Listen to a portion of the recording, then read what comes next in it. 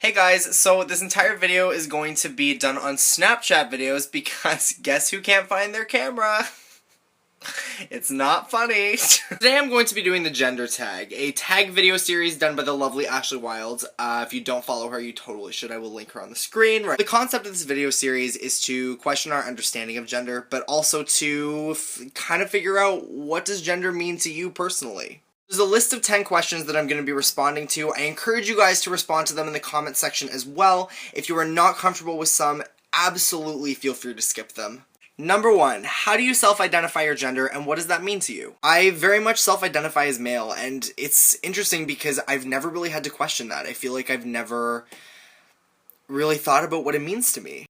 Born biologically male, and I feel like I have always presented myself to the world as more masculine than feminine, but in some ways, I do have feminine qualities.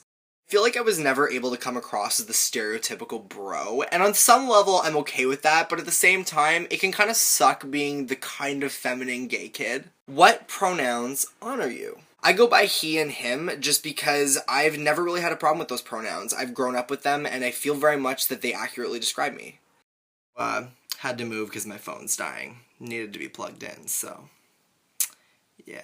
Describe your style of clothing. I have a lot to say here. So I tend to kind of shop only in the men's section. I generally wear clothing that would be considered stereotypically masculine. Yet at the same time, I feel like some of my clothing could be somewhat gender neutral. I tend to wear a lot of tank tops, if you couldn't tell. And my pants tend to be quite tight, so that's the thing. Talk about your choices with body hair. So honestly, I'm not a huge fan of completely shaving, so I kind of like to have a little bit of facial hair going on.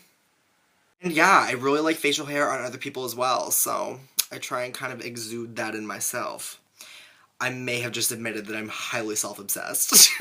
Cosmetics. I've never worn makeup. I feel like it's just something that I've not been interested in. I'm not opposed to it, but I don't know. I'm just not feeling it. So the next 2 questions ask about being misgendered and experiencing dysphoria. I have never experienced either of those things. And I feel like both of those things can be really traumatic for people, particularly those who are struggling with their gender identity. So I guess on some level, I'm pretty lucky to not have experienced that. So that's pretty much my experience with gender. I think that I am unbelievably fortunate to be cisgender. I'm very lucky to never have had to question that aspect of myself. And I feel very much that non-typical gender identities are valid and absolutely deserve to be seen like that.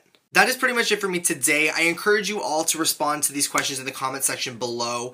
If anything, and if you want to, feel free to make a video response and tweet it to me.